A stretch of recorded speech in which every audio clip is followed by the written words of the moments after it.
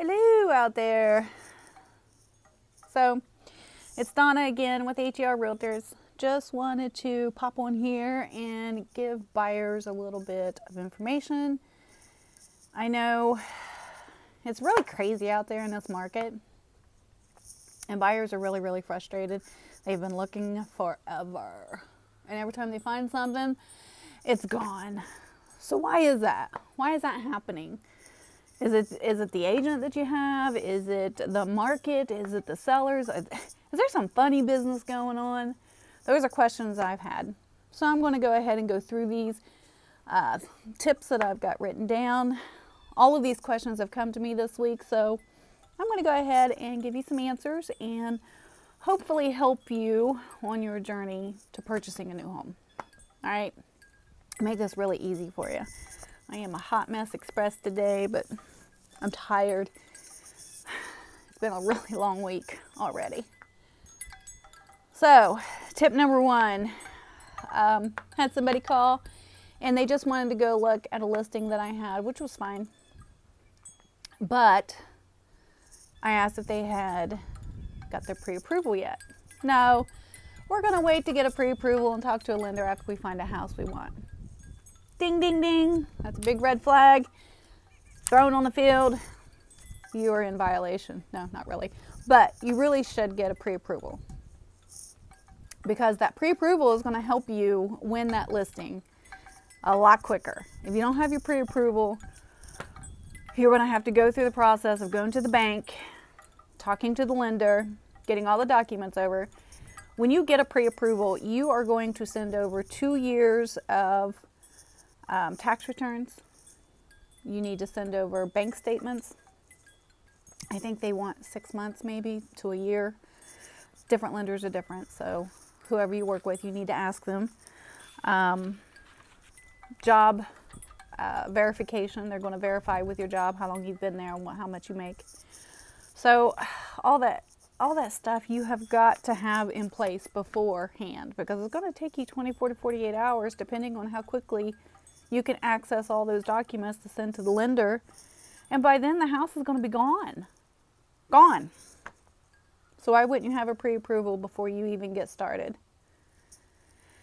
On the flip side of that, that pre-approval also lets you know how much house you can actually afford, or you can ask the lender how much a payment per month, how much house you can afford for that payment per month that you want to pay. So those are very important pieces of information you need to have before even looking at houses. So don't waste your time. Don't waste a real estate agent's time. Don't waste a seller's time. Get yourself in order first. That's going to save you so much heartache. So step number one, get your pre-approval. Step number two, have an agent, a real estate agent, to represent you. You should have somebody represent you. Do you have to talk to the listing agent to see a house? No. Does the listing agent have to represent you? No. As a matter of fact, do you really want the same representation that the seller has representing you when you're negotiating and making offers and stuff? I mean, we can do that, and there's ways to do that where it's very straightforward and nobody gets hurt.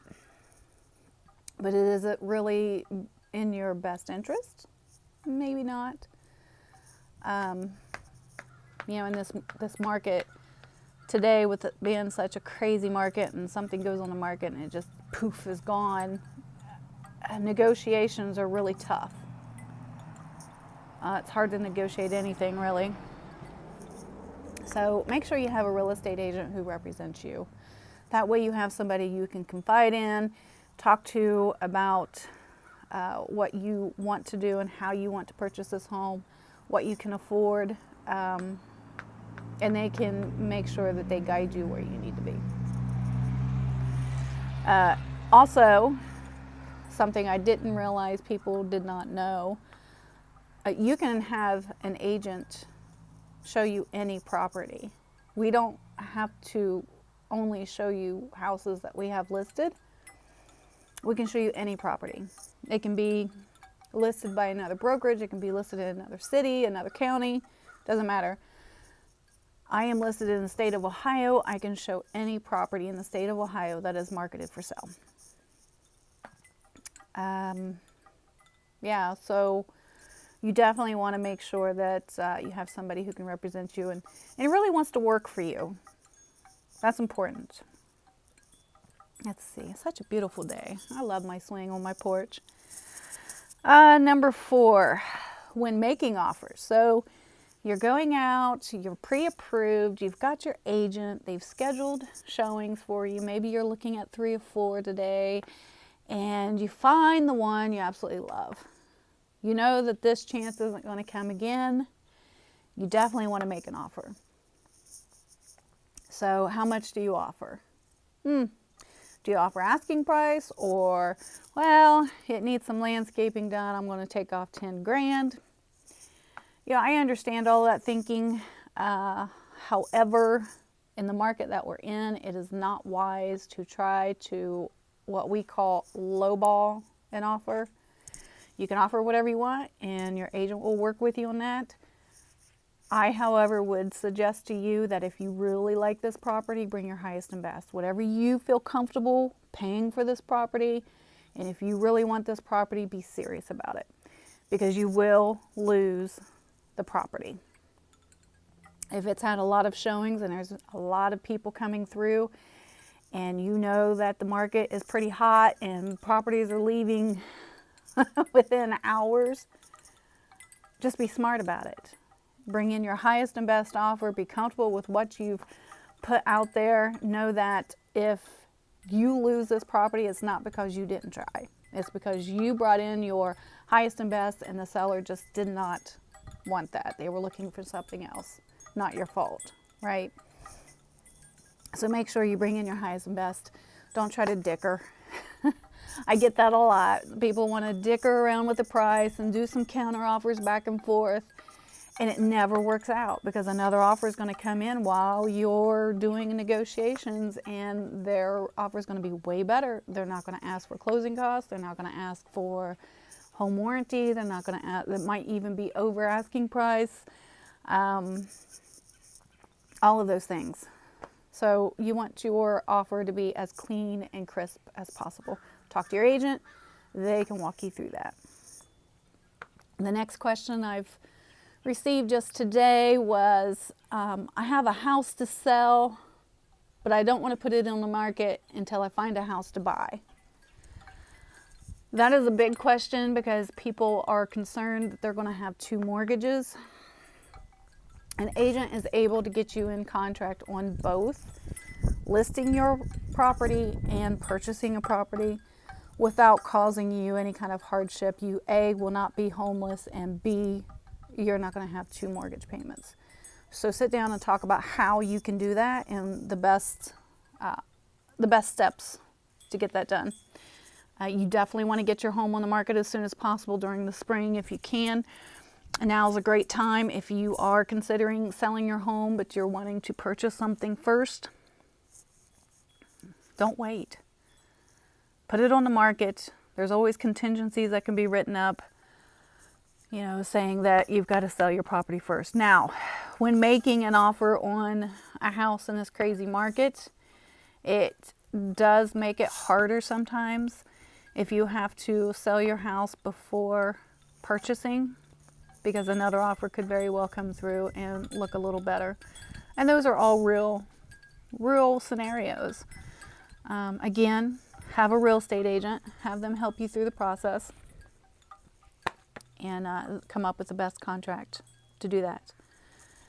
But no, you don't have to wait to put your house on the market before purchasing another house. You can actually have it go into a nice simultaneous smooth stream of closing one and then closing the other. You can do it on the same day. I've had back-to-back closings on the same day for selling a property and purchasing a property. So your mortgage on your current home is going to get paid off, and then you're going to start your new mortgage on your new home immediately after. So again, get an agent, talk to your agent, go over those tools that they have that they can help you through that stuff, okay? You absolutely can put your house on the market. You absolutely will not go homeless, and you absolutely will not have 2 mortgages to make if everything falls into place and you follow the process with your real estate agent. Has it ever happened where somebody has to stay in a hotel for a few days or something? Yes. Yes, but there's always something that you can work on to make it easier. Has it ever happened that there were 2 mortgages that need to be paid? I've never had it. I'm sure somebody has. And again, that's all about the negotiating tools and how your agent is negotiating for you. And again, you need an agent to represent you. So always think of that. So once you find your home, after you've gone through all these steps to make your process smooth, because it will be way smoother if you follow these steps and have professional help. Once you go under contract, you want to get a home inspection. I have a lot of people who want to bring maybe their parents or a family member or somebody they know to look at the property. That maybe is I don't know, they work on building homes or something, but they're not a licensed contractor or a licensed home inspector. To benefit you the best, you absolutely need to have a licensed home inspector do a home inspection on your property. And your real estate agent can explain to you why. That's a whole nother session. However, having that home inspection is going to go over how your home works for you. All the bells and whistles, every screw, every splinter, anything that may need addressed, he or she is going to have that written up for you. And you're going to have that report to keep for, let's say you had a home warranty and something happened, and they're going to ask for your home inspection report. So there's one key reason you should have the home inspection to help you if anything were to happen with an appliance or HVAC system. Because if you didn't have a home inspection, then they can't be sure that it even worked when you purchased the home. It may not cover it. So get a home inspection. That is your responsibility, home inspection, you pay for that. There are other inspections that you can get, like a well inspection, a septic inspection, things like that. Depending on your area and what agent you have and how things are set up, all of that stuff is negotiable as to if the seller pays it or if the buyer pays it. Again, you want to look at the market in your area, how quickly homes are moving, and if it's going to be easier if you just pay for your own inspection, or are you offering the right price to make it appealing for the seller to pay for those inspections. So many choices. There's lots and lots of choices when negotiating. So get that taken care of. Also, a lot of people don't realize that the buyer your lender is going to order your appraisal, at least in every case I've ever had. I think I've only heard of it maybe once that they've had to call their own appraiser to schedule it, but nobody I've ever had. The lenders that I've ever worked with, they have their own appraisal company that they go through and they schedule. They will make sure that you understand that they are scheduling the appraisal, and the appraisal cost does come out of your pocket. Some want you to pay up front. Some will have you pay at closing. But that is a buyer's responsibility to pay for an appraisal. So you've got the home inspection, you have an appraisal. There's also what's called earnest money. And a lot of people don't know what earnest money is. Earnest money is something that you can kind of sweeten the pot when you make an offer. And offer an X amount of dollars of earnest money, which is basically a down payment to secure that you're saying, I'm serious about this offer and I want to put X amount of dollars down to say, hey, if anything were to happen and I backed out of this contract for something silly like the color of the walls, or I found another home that I liked, I'm going to let you have this money for your inconvenience because it had to be taken off the market and all that. But as long as you are serious about the property and you want to move forward, that money comes back to you at closing. Normally, it gets rolled into your loan as a down payment. I have seen cases where the buyer just gets to keep the check back. But you'll have to think of that as a negotiating tool too. Some areas I never see earnest money. It is not a requirement in the state of Ohio, but it is a tool you can use. So think about that. And let's see. That's really, I mean, all of those things, you just want to be smart. You want to really be smart about what your process is and make sure that your agent is communicating with you, explaining these things step by step. If you're a first-time home buyer especially, because everything is just overwhelming, really, as a buyer. If it's not your first time buying a home and you've bought 5 or 6 homes, this market is overwhelming and it's completely different than it was 3 years ago. If you bought a house 5 years ago, don't expect to be going through the same process you did 5 years ago. Completely different. Absolutely different. I get a lot of questions about a bubble. The bubble's going to burst. People are afraid of the 2008 bubble happening again. All the experts say it's not.